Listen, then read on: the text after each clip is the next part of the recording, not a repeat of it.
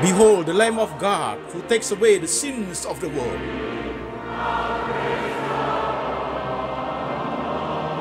Jesus said, I am the way, the truth, and the life. No one comes to the Father but by me.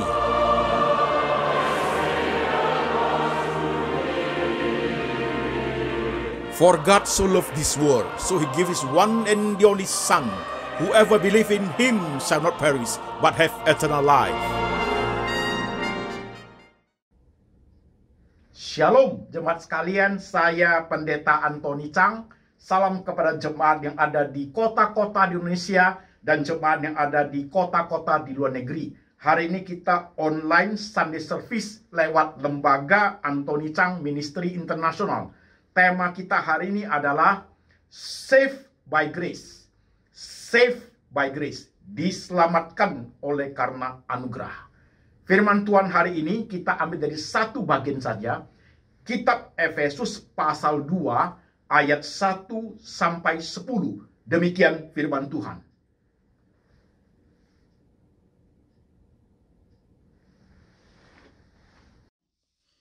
Kamu dahulu sudah mati karena pelanggaran-pelanggaran dan dosa-dosamu. Kamu hidup di dalamnya karena kamu mengikuti jalan dunia ini. Karena kamu mentaati penguasa kerajaan angkasa, yaitu roh yang sekarang sedang bekerja di antara orang-orang durhaka. Sebenarnya, dahulu kami semua juga terhitung di antara mereka. Ketika kami hidup di dalam hawa nafsu daging dan menuruti kehendak daging dan pikiran kami yang jahat. Pada dasarnya, kami adalah orang-orang yang harus dimurkai sama seperti mereka yang lain. Tetapi Allah yang kaya dengan rahmat oleh karena kasih-Nya yang besar yang dilimpahkannya kepada kita telah menghidupkan kita bersama-sama dengan Kristus sekalipun kita telah mati oleh kesalahan-kesalahan kita. Oleh kasih karunia kamu diselamatkan. Dan di dalam Kristus Yesus Ia telah membangkitkan kita juga dan memberikan tempat bersama-sama dengan Dia di sorga, supaya pada masa yang akan datang Ia menunjukkan kepada kita kekayaan kasih karunia-Nya yang melimpah-limpah sesuai dengan kebaikan-Nya terhadap kita dalam Kristus Yesus. Sebab karena kasih karunia kamu diselamatkan oleh iman. Itu bukan hasil usahamu, tetapi pemberian Allah. Itu bukan hasil pekerjaanmu. Jangan ada orang yang memegahkan diri. Karena kita ini buatan Allah. Diciptakan dalam Kristus Yesus untuk melakukan pekerjaan baik yang dipersiapkan Allah sebelumnya. Ia mau supaya kita hidup di dalamnya. Amin. Jemaat sekalian, firman Tuhan sudah kita baca, firman Tuhan sudah kita dengar. Sekarang saya mengajak jemaat yang sedang ibadah lewat lembaga Antoni Chang Ministry International. Mari jemaat kita tunduk kepala, kita berdoa. Tuhan Yesus, kami sudah membaca firman-Mu. Kami sudah mendengarkan firman-Mu. Sekarang roh Tuhan bekerja. Mengurapi hamba-Mu, memberi ia hikmat dan bijaksana, boleh menguraikan firman Tuhan ke dalam bahasa yang paling sederhana, yang gampang dimengerti oleh seluruh lapisan jemaat. Kami rindu Tuhan, firman hari ini meneguhkan iman kami. Firman hari ini membawa kami hidup tekun di dalam Tuhan, hidup berkenan kepada Tuhan, dan iman kami bertumbuh di dalam Engkau. Kami siap hati, kami siap pikiran, kami siap iman untuk diperbaharui oleh firman. Tuhan Yesus berbicara, kami mendengar. Dalam nama Tuhan Yesus kami berdoa. Amin. Shalom jemaat sekalian, apa kabar? Saudara-saudara sekalian, tema hari ini adalah Saved by Grace, diselamatkan oleh karena anugerah, part 1, bagian pertama. Saved by Grace.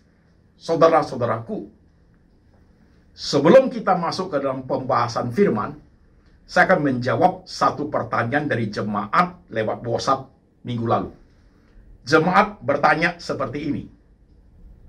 Pak Pendeta, sulit ya berkontemplasi dengan keadaan pikiran yang sangat sibuk. Apakah berkontemplasi itu harus diam, tenang, atau bisa sambil bekerja? Itu pertanyaan penting. Jemaat sekalian perhatikan, saya akan jawab. Saudara-saudaraku, kontemplasi itu durasinya bisa 5 menit, bisa 20 menit, bisa setengah jam, bisa 2 jam, bisa 5 jam. Tergantung situasi dan kondisi. Kalau saudara di pesawat dalam perjalanan ke luar negeri bisa 2 jam. Saudara perjalanan dalam negeri, kontemplasi bisa 1 jam dalam pesawat. Kalau saudara dalam pekerjaan, ketika saudara kerja, ada waktu untuk rehat, istirahat, bisa kontemplasi 5 menit. Atau saudara kalau ngopi di Starbucks, bisa setengah jam kontemplasi. Nah sekarang jemaat bertanya, apakah kontemplasi harus diam, tenang, atau bisa pada saat bekerja?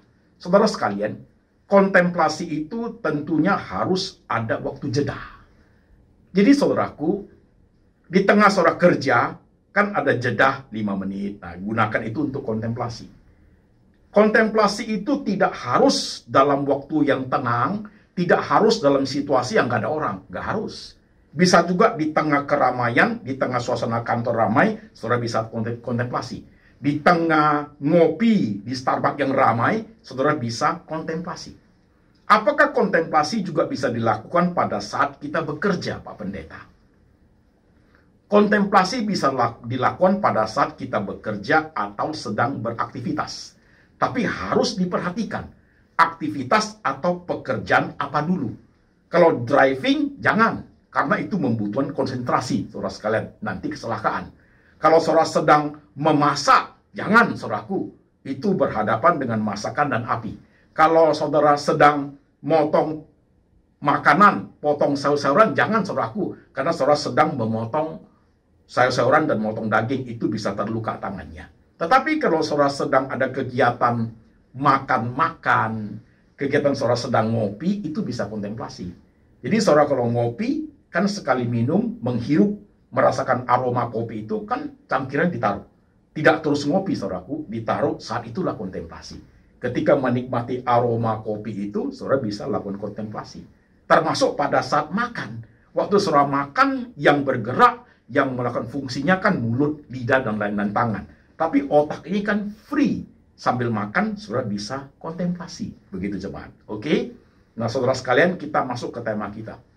Saved by grace. Diselamatkan oleh karena anugerah. Otomatis khotbah hari ini adalah lewat jalur kontemplasi, saudaraku ya. Lewat jalur kontemplasi. Diselamatkan oleh karena anugerah. Di perikop yang kita baca tadi itu, di Efesus pasal 2 ayat 1 sampai 10, khususnya ayat 8 sampai 9, itu clear bagi kita jemaat. Itu jelas. Bunyinya adalah ada keluar running text-nya. Saudara, running text-nya keluar. Yaitu, sebab karena kasih karunia, kamu diselamatkan oleh iman. Itu bukan hasil usahamu. Usahamu, itulah pemberian Allah. Itu bukan hasil pekerjaanmu. Jangan ada orang yang memegahkan diri. Jadi jemaat clear ya. Keselamatan itu 100% adalah anugerah Tuhan. Oke? Clear? Setuju? Khotbah hari ini adalah dalam konteks orang percaya. Bukan orang tidak percaya. Khotbah hari ini dalam konteks orang percaya. Baik saudara Kristen maupun Katolik, saudaraku. Oke? Nah saudara, sekarang kita lanjut. Saudara-saudara sekalian, jadi kita setuju keselamatan itu adalah 100% anugerah Tuhan. Bapa di sorga mengutus Yesus Kristus untuk mati di atas kayu salib bagi orang berdosa. Tuhan Roh Kudus bekerja menginsafkan hati manusia itu supaya bertobat, percaya kepada Yesus Kristus yang mati di atas kayu salib sehingga dosanya diampuni. Itu keselamatan itu dianugerahkan kepada orang tersebut. Oke jemaat, clear? Sekarang kita lanjut. Nah, saudara-saudara sekalian, ketika anugerah keselamatan itu dianugerahkan kepada orang sehingga dia percaya, saudara sekalian, masih ingat lagu Amazing Grace? Kalau versi Indonesianya, Bukan Karena. Masih ingat? Amazing Grace itu lagu yang dari dulu sampai sekarang tetap populer, saudaraku. How sweet the sound. Betapa indahnya anugerah itu. Amazing, sangat ajaib anugerah itu. Save the wretch like me. Menyelamatkan sampah seperti aku. Dulu aku buta rohani. Sekarang aku melihat anugerah Tuhan. Itu Amazing Grace, saudaraku. Lagunya sangat terkenal. Kalau dalam versi Indonesia, bukan karena fasih lidahku, bukan karena baik rupaku, bukan karena kecakapanku, aku dipilih dan dipanggilnya. Semua karena anugerahnya. Oke jemaat, clear? Lanjut, perhatikan. Ketika orang menerima anugerah keselamatan, saudaraku, respon dari orang itu beda-beda. Dengan kasus yang berbeda. Ada yang menerima anugerah keselamatan karena dia sakit, Tuhan sembuhkan, dia percaya, ada. Ada orang menerima anugerah keselamatan itu dalam peristiwa yang berbeda. Kalau Rasul Paulus, dia menerima anugerah keselamatan ketika dijatuhkan dalam perjalanan ke Damsik, dia lagi mau aniaya jemaat itu. Siapakah engkau? Dia dibutakan, saudaraku. Yesus menjawab, akulah Yesus yang engkau aniaya. Kalau saya, waktu saya berumur 26 tahun, saya percaya Tuhan Yesus di rumah sakit jiwa. Jadi saudaraku, masing-masing jemaat memperhatikan, waktu pertama kali engkau bertobat, di anugerah keselamatan itu, peristiwanya beda-beda. Tidak sama. Setiap orang tidak sama. Tetapi anugerah itu sudah dianugerahkan, sehingga kita bisa mengaku, Yesus Kristus adalah Tuhan dan Juru Selamat. Clear? Lanjut. Saudara-saudaraku, perhatikan. Ketika anugerah keselamatan itu sudah dianugerahkan kepada kita, tiba kepada diri kita, maka pintu gerbang dunia kerohanian, perjalanan kerohanian kita itu, pintu gerbang itu terbuka untuk kita arungi perjalanan dunia kerohanian kita itu step by step sampai akhir hidup hayat. Oke? Perhatikan, ketika kita menerima anugerah keselamatan itu, seperti pintu gerbang dunia kerohanian terbuka untuk kita masuk untuk mengarungi pertumbuhan rohani kita itu step by step sampai akhir hayat. Oke? Clear? Kita lanjut. Perhatikan jemaat sekalian. Ketika pertumbuhan rohani sudah terbuka pintu gerbang untuk kita, maka muncullah berbagai tipe orang percaya, baik Kristen maupun Katolik. Saudara menyimak.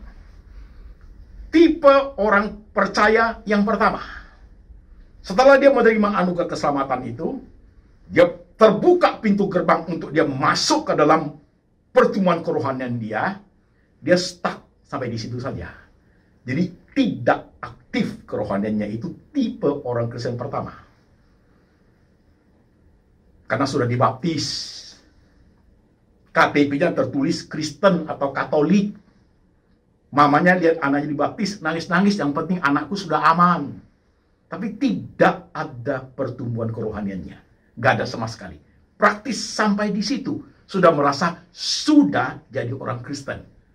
Seminggu-seminggu, sekali-sekali hari Minggu ke gereja.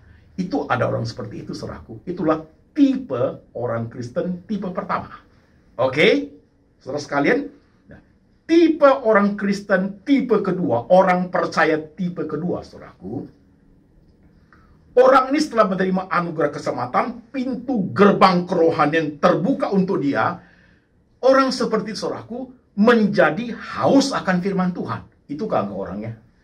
Dia haus akan firman, ingin tahu lebih banyak, ingin mengerti kebenaran lebih banyak, ada kerinduan untuk melayani Tuhan, bahkan ke gereja itu bisa ikut ibadah berkali-kali. Pagi sudah pergi, sore pergi lagi. Dia ingin sekali mendengar pendeta berkhotbah. Dia ingin tahu banyak. Itu orang Kristen tipe kedua. Saudara sekalian, tipe kedua itu. Dia sudah haus akan firman. Dia tidak stuck di pintu gerbang kerohanian. Tidak. Dia masuk ke dalamnya dan haus sekali akan kebenaran. Dia baca-baca buku orang Kristen. Kalau zaman sekarang, dia buka YouTube untuk mendengar banyak hal tentang kekristenan. Itu tipe orang percaya yang kedua, saudaraku. Oke ya? Pelan menyimak, jemaat. Pelan menyimak. Kita lihat diri kita masing-masing ini.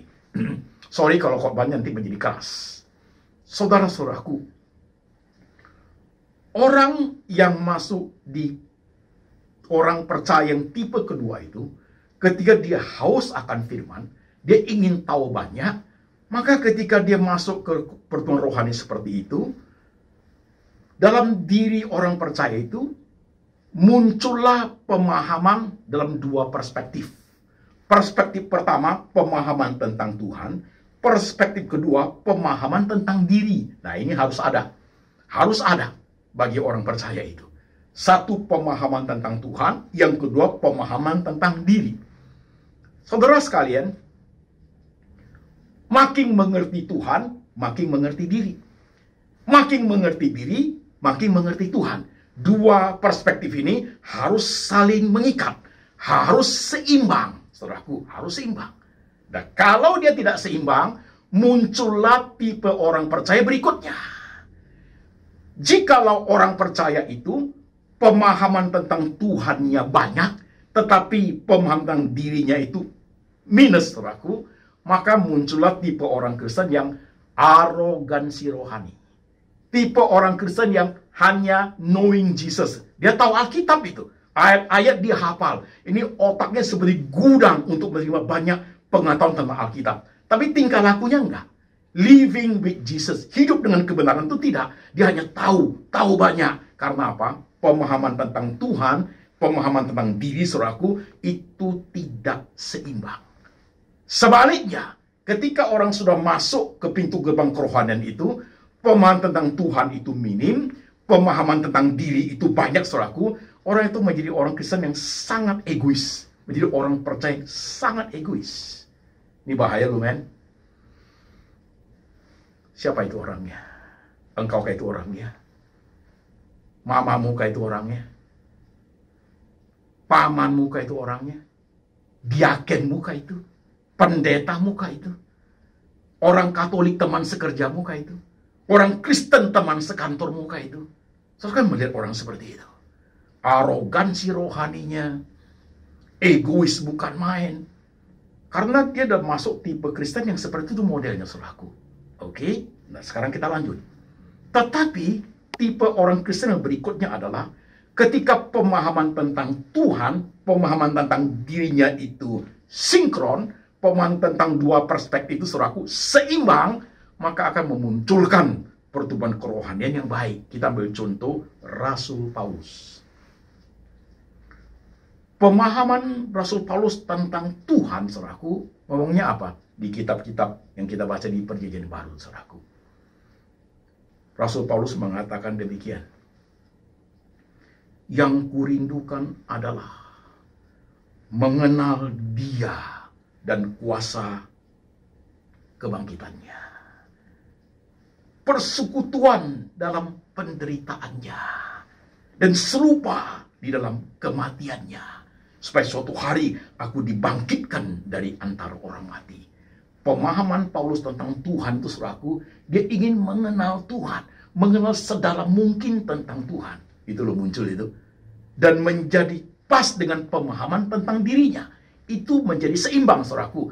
Pemahaman tentang diri Paulus apa? Coba kita baca apa yang Paulus ngomong. Pemahaman tentang diri dia. Di antara orang berdosa, aku paling berdosa. Kata Paulus. Paulus mengatakan, aku disunat pada hari ke-8. Aku orang Israel. Dari suku Benyamin. Ibrani asli. Tentang pendirian Taurat, ia orang Farisi. Tentang ketaatan kepada Taurat, ia tidak bercacat. Tentang kegiatan Paulus itu Rasul Saulus namanya sebelum jadi Paulus, dia penganiaya jemaat. Itu pemahaman tentang diri dia loh, jemaat sekalian. Pemahaman tentang Tuhan sudah berjalan, sudah mulai melihat dirinya, siapa dia, seperti apa modelnya, apa yang dilakukan. Ini adalah pertemuan rohani yang menuju ke arah yang sangat bagus. Jangan menyimak ya, khotbah hari ini penting jemaat, perhatikan.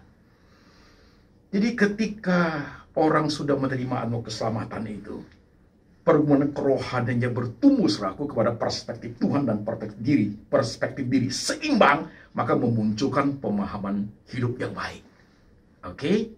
Oke, sampai di sini jelas. Kita lanjut satu step lagi. Saudara-saudara sekalian, ketika orang percaya itu sudah sampai di level tipe orang Kristen 1, 2, 3, 4, karena masa kerohanian itu kan unlimited, tidak terbatas itu ya. Waktu dia sudah sampai kepada pemahaman tentang Tuhan, pemahaman tentang diri itu sudah good, saudaraku, sudah bagus. Itu kan membawa orang percaya itu, saudaraku, membawa orang percaya itu memahami tentang saved by grace, diselamatkan oleh karena anugerah Tuhan itu, terbuka mata rohaninya untuk melihat anugerah-anugerah yang lain. Jadi kalau saya pakai ilustrasi satu tandan pisang. Kalau satu tandan kan berarti pisangnya terdiri berapa sisir, satu tandan itu saudaraku. Yang paling atas itu kan paling besar sisir pisangnya itu kan. Berikutnya kan tandannya sisir berapa sisir yang kecil-kecil.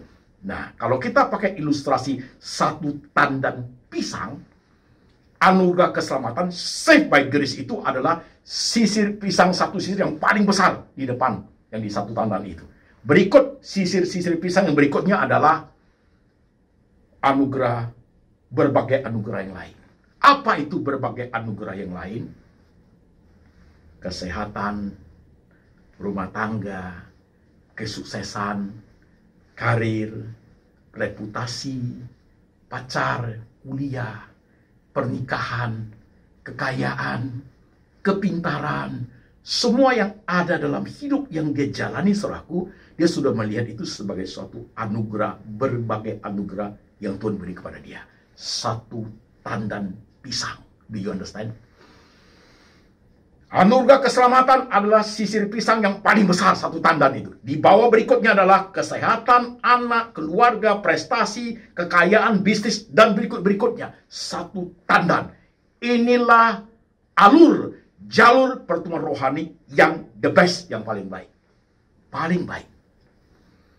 Jadi matanya terbuka untuk melihat apapun yang dimiliki itu sebagai suatu anugerah dari Tuhan juga. Saudarakah begitu orangnya? Karena saudaraku harus hati-hati. Ketika perjalanan rohani orang percaya itu masuk ke orang percaya tipe 2, 3, 4, 5, 6 dan seterusnya. Dalam perjalanan kerohanian seperti itu meliputi berbagai anugerah itu harus hati-hati. Harus hati-hati. Saudara menyimak. Ketika orang percaya itu kerohanian mulai menanjak dalam masuk ke rohanian yang lebih tinggi lagi. Ingat di Tuhan Yesus, pencobaan Tuhan Yesus di padang gurun. Ketika Tuhan Yesus ada di padang gurun dicobai oleh iblis, Yesus sudah puasa 40 hari. Yesus dalam puncak-puncaknya rohani. Justru pada saat puncak-puncaknya rohani, ia dicobai oleh iblis. Begitu loh jemaat. Jadi ketika kita menjalani pertemuan rohani kita step by step, makin tinggi itu, berikut satu tandan pisang yang kita hidupi itu, anugerah keselamatan, saved by grace. Dengan berbagai anugerah yang lain, kita bawa dalam perjalanan rohani kita. Nah, ketika kita tidak hati-hati, prestasi yang paling tinggi, kesuksesan paling hebat, kehidupan yang paling oke, semua itu bisa dipakai oleh setan untuk menjatuhkan kita. Karena rohani orang ketika makin tinggi, pohon yang tambah tinggi, itu goyang anginnya tambah kencang, saudaraku. Akan dicobai oleh setan. Begitu loh jemaat. Jadi dalam hal ini, kita harus hati-hati. Kepintaranmu itu adalah anugerah Tuhan. Jadi sekarang lihat, nah kita masuk jalur kontemplasi, lihat. Kalau engkau lihat anakmu, saudara harus pikir satu tandan pisang ya. Satu tandan ya. Ini karena anugerah ini. Ya. Lihat kekayaanmu. Ini Tuhan yang kasih sekalipun dengan kepintaran saya. Saudara masa saudara pintar, ini karena Tuhan yang kasih ini. Saudara melihat gerejamu besar, ini karena Tuhan ini. Saudara melihat kesehatanmu baik, ini karena Tuhan. Saudara melihat cucu-cucumu tumbuh dengan baik, ini karena Tuhan ini. Ini karena anugerah Tuhan ini. Lihat satu tandan pisang. Anugerah keselamatan sebagai satu sisi pisang paling besar. Sisir berikutnya yang tambah kecil-kecil itu berbagai anugerah kamu miliki. Ini karena anugerah Tuhan ini. Engkau rohaninya baik, saudaraku. Engkau rohaninya baik. Cara seperti itu akan menjaga kita aman daripada godaan setan. Hati-hati, perhatikan poin ini. Hati-hati. Kalau soal kepintaran, saudaraku, Paulus pintar loh. Di antara rasul boleh dikatakan Paulus itu paling pintar. Jenius dia, saudaraku. IQ-nya paling tinggi. Tapi dia ngomong apa? Dia ngomong apa? Semua yang dia ngerti, semua yang dia pahami, dia anggota Sanhedrin. Dia orang Farisi. Semua yang dia pahami ketika bertemu dengan Kristus, itu menjadi sampah bagi dia. Jadi sampah loh. Dia bukan menggunakan kepintarannya lagi, tapi apa? Dia takluk di bawah kebenaran Yesus Kristus adalah Tuhan. Itu Paulus, saudaraku. Jadi kalau kita tidak melihat kepintaran itu sebagai anugerah Tuhan, hati-hati men. Kepintaran itu akan membawa kita untuk menghancurkan diri kita sendiri. Itu bisa terjadi. Bisa terjadi kepada siapapun, termasuk saya dan jemaat sekalian. Termasuk pendeta-pendeta. Termasuk saudara orang kaya. Termasuk saudara orang pintar. Termasuk saudara yang PhD summa cum laude. Harus hati-hati dalam hal ini. Hati loh. Jadi kalau kepintaran itu tidak dipahami sebagai anugerah Tuhan lagi, kita akan menggunakan kepintaran itu bukan saja merusak diri kita sendiri, tapi kita memakai kepintaran itu untuk menghakimi Tuhan. Ini dangerous, man. Dangerous ini. Tuhan Yesus ini ada yang nggak benar ini. Tuhan Yesus ditarik ke dalam laboratorium pemikiran kita. Ini keliru ini. Bukan gini Yesus mestinya. Yesus begini. Kepintaran menjadi keblinger, saudaraku. Seperti itu. Nah itu kalau orang seperti itu, alarm kejatuhan sudah bunyi. Alarm kejatuhan sudah bunyi. Sudah lupa akan konsep anugerah. Sudah lupa bisa pintar pun anugerah Tuhan. Bukan menggunakan kepintaran itu untuk memuliakan Tuhan lagi, tapi justru menggunakan kepintaran itu, saudaraku, untuk menghakimi Tuhan. Yesus bukannya kayak gini nih. Keliru nih Yesus nih. Hebat tuh orang, saudaraku. Zaman dulu sudah banyak orang seperti itu. Zaman abad pertengahan banyak orang seperti itu. Dan zaman sekarang orang demikian pun banyak, saudaraku. Hati-hati dengan pendeta. Di hari muda kita cinta sungguh taat setia sama Tuhan. Di hari tua kita, di hari sebaya, di hari tua, kita sudah terkenal, kita merasa kita kepintaran. Akhirnya bukan kita mengagungkan Yesus, malah kita menarik Yesus kepada analisa kita, saudaraku. Yesus kita geser posisinya, kita menjadi tampil utama. Hati-hati, bos. Yesus dicobai di padang gurun dengan apa? Ubah batu ini jadi roti. Dengan apa? Semua kemuliaan dunia diberikan kepada engkau, sembahlah aku. Pakai apa dicobai? Pakai ayat-ayat. Ada tertulis, kamu jatuhkan dirimu, engkau akan ditopang oleh malaikat. Kan begitu. Pakai faktor makanan, pakai faktor cara ayat, pakai faktor kemuliaan dunia. Di dalamnya semua. Saudara, hati-hati dalam hal ini. Inilah perjalanan rohani yang cukup berbahaya sebenarnya. Dan sangat berbahaya kalau kita tidak hati-hati. Kepekaan rohani tidak kuat, hati-hati. Tambah tinggi, tambah besar, tambah jaya prestasi manusia itu, tambah bahaya hidupnya. Orang kaya bisa menggunakan kekayaannya untuk membeli Tuhan. Orang miskin menggunakan kemiskinannya untuk menjual Tuhan. Ya, hati-hati. Orang pintar bisa menggunakan kepintarannya untuk menghakimi Tuhan. Untuk meragukan Tuhan. Hati-hati, saudaraku. Ini yang menjadi sangat berbahaya pada zaman sekarang. Alkitab ngomong kok, penyesatan memang harus terjadi. Dari kalangan siapa? Ya kita. Kita merasa kita jauh lebih pintar dari Tuhan Yesus. Saudara sekalian. Saudara menyimak poin ini. Saya secara pribadi, saudaraku, coba mengamati getaran jiwa Rasul Paulus dalam pemahaman dia tentang Tuhan, pemahaman tentang diri.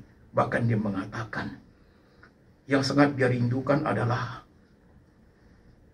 tubuhnya, hidupnya, matinya Yesus dimuliakan. Dia mau triple portion, saudaraku. Dia taklukkan semua apa yang dimiliki di bawah salib Tuhan. Hebat nih, hebat dia Rasul.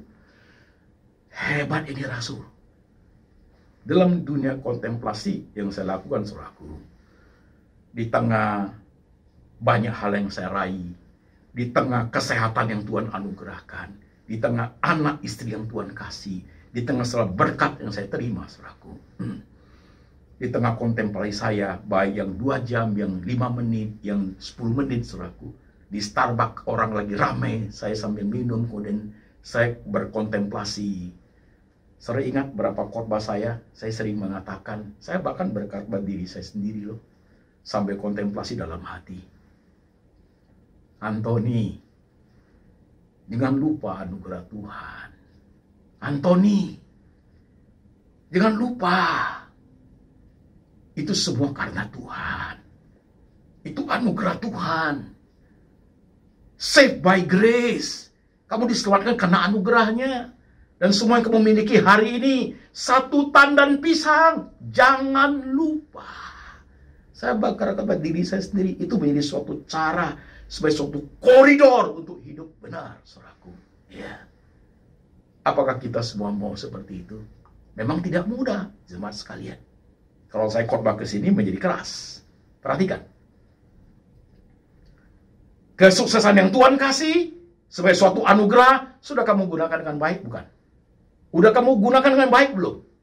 Berkat yang Tuhan kasih hasil pekerjaanmu, kamu tanggung jawabkan itu sebagai anugerah Tuhan, atau kamu sia-siakan, kamu foya-foyakan.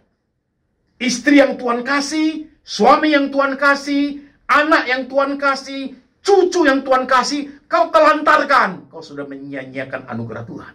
Yes. Otak kepintaran Tuhan kasih, kau salah gunakan. Itu pintu penghukuman. Alarm kejatuhan sudah bunyi itu. Jemaat sekalian, hati-hati loh. Hati-hati lu hidup. Coba simak sekarang hari ini. Perhatikan khotbah hari ini. Kontemplasilah, saudaraku. Setiap saat, setiap hari kamu punya waktu, lakukan dengan baik. Itu menjadi suatu cara untuk you punya kepekaan. You punya signal ke Tuhan itu kuat. Memahami Tuhan, memahami diri. Melihat semua yang kamu miliki itu. Ini karena Tuhan ini. Aku seperti hari ini. Kalimatnya bagus. Siapalah saya kalau bukan Tuhan. Jadi siapalah saya. Kau pun harus pahami seperti itu. Orang kaya nggak boleh sombong loh. Orang miskin nggak boleh minder loh. Orang sehat, orang cantik, orang ganteng. You jangan lupa diri loh. Jemaat sekalian. Bawa semua dalam konteks karena anugerahnya. Karena anugerahnya. Maka hidup kita beres. Dan bukan hari ini terjadi selesai. Lakonkan. Jalankan pertemuan rohani, pintu gerbang so terbuka. Jalankan perjalanan pertemuan rohani itu sampai akhir hidup. Seperti Paulus ngomong. Aku berhasil mencapai garis finish. Aku berhasil memelihara iman. Tidak nyimpang dia. Tidak menggunakan kepintarannya, tidak menggunakan kesuksesannya, tidak menggunakan apa yang Tuhan kasih semua anugerah itu, tidak dia pakai untuk menyimpang. Dia berhasil memelihara iman. Aku atau engkau orangnya. Hati-hati zaman ini jemaat, hati-hati sekali. Daripada kita pintar, ternyata kita menyimpang dari kebenaran, kita pintar, bahkan kita menghakimi Tuhan, lebih baik jadi orang Kristen yang bodoh, tidak tahu apa-apa. Hanya percaya Tuhan Yesus sebagai Tuhan dan Juru Selamat, itu cukup, saudaraku. Ya. Kepintaran itu kita salah gunakan, itu akan dipakai Tuhan untuk menghakimi kita 2 kali lipat. Perhatikan pendeta-pendeta zaman sekarang. Serius ini jemaat sekalian. Kau sia-siakan, kau menyia-nyiakan berkat yang Tuhan kasih. Kamu hambur-hamburkan. Hari ini kamu menyesal. Karena kamu sudah tidak punya apa-apa. Keluarga pun tidak mau dekat dengan engkau. Karena waktu Tuhan kasih kamu tidak jaga dengan baik-baik. Bisnisnya Tuhan kasih kamu tidak jaga dengan baik-baik. Kesehatan Tuhan beri, kamu hambur-hamburkan. Kamu menyiksa tubuh dengan berbagai cara. Uang yang Tuhan kasih, sesuka hati kau pakai dan cara yang tidak benar. Kau sudah menghambur-hamburkan anugerah Tuhan. Ya, satu tandan pisang itu kita tidak pahami dengan baik. Sesuka hati kita hidup. Ini pertemuan rohani yang sangat tidak baik.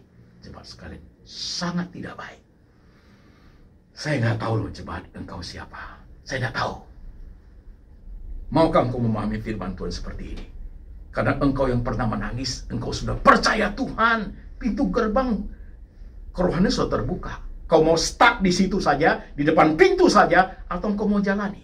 Kau menjalani menjadi arogansi Kristen, arogansi orang percaya, arogansi rohani, atau kau maunya gudang pengetahuan tentang Alkitab, atau kamu mau menjadi step by step dengan memahami semua kehidupan dirimu yang Tuhan kasih itu sebagai satu anugerah. Ada ketakutan dalam hati untuk baik-baik hidup. Ada ketakutan dalam hati untuk tidak menyanyiakan apa yang Tuhan percayakan. Ada ketakutan dalam hidup untuk jaga baik-baik hidup ini. Sadar hidup ini karena anugerahnya. Will you? Mau engkau jemaat? Banyak orang Kristen nggak mau. Tidak mau. Tidak mau menggumuli seperti ini. Tidak mau. Sok pintar, sok jago, sok kaya, sok tahu banyak, sok punya segala-galanya.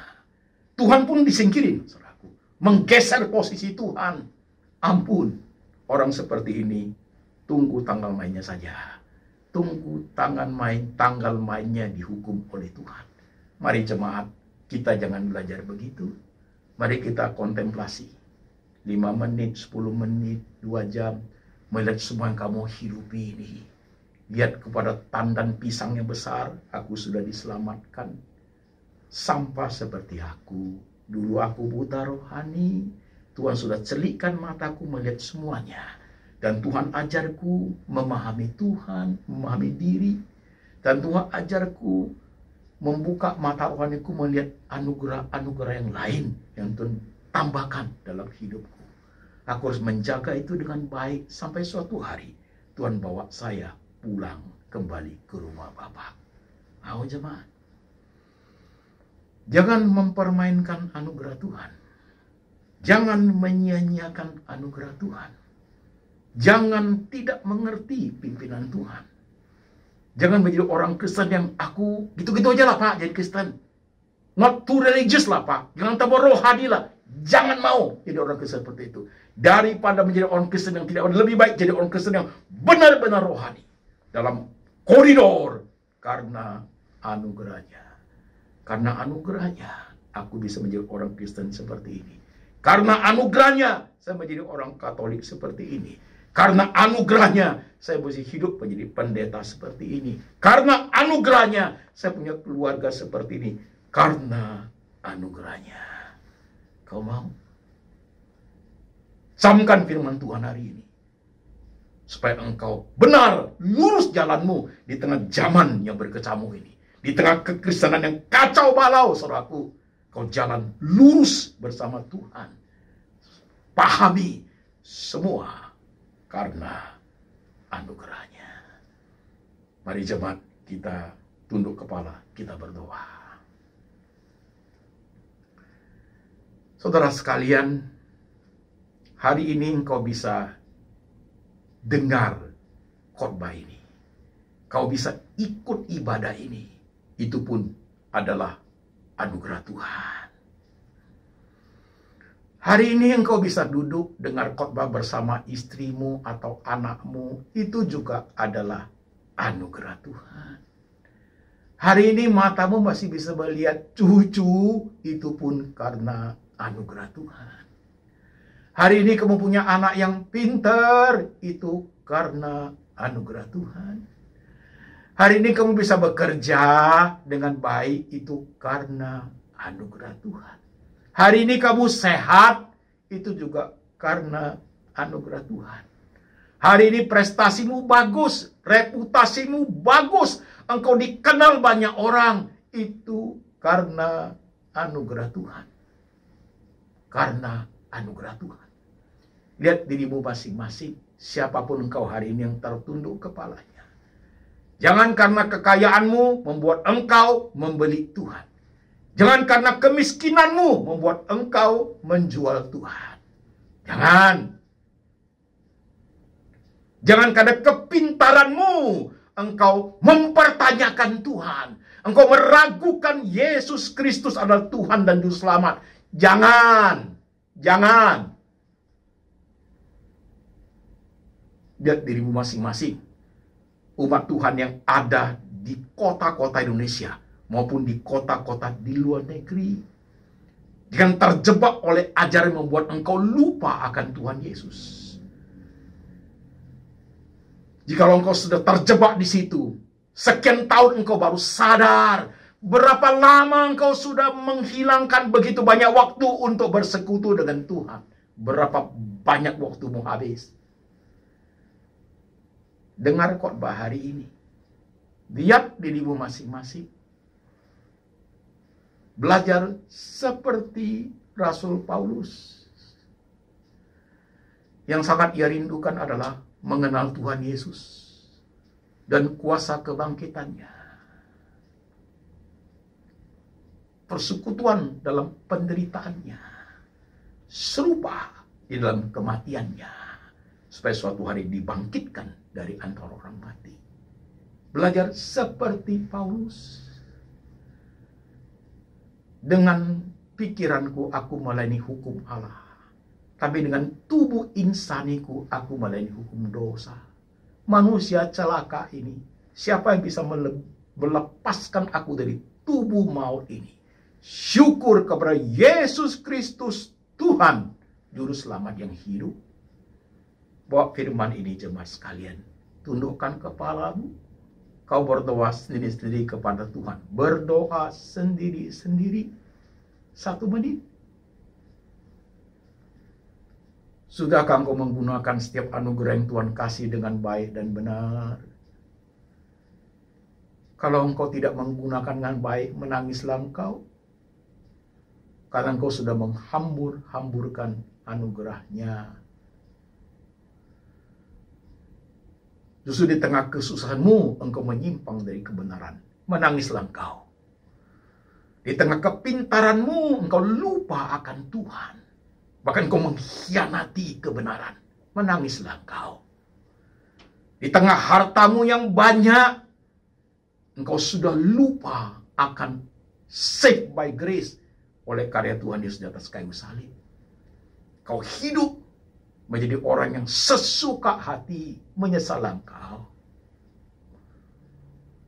Di tengah anugerah Tuhan memberikan engkau panggilan sebagai seorang pendeta, sebagai seorang diaken, sebagai seorang majelis, sebagai seorang calon pendeta, sebagai seorang mahasiswa teologi.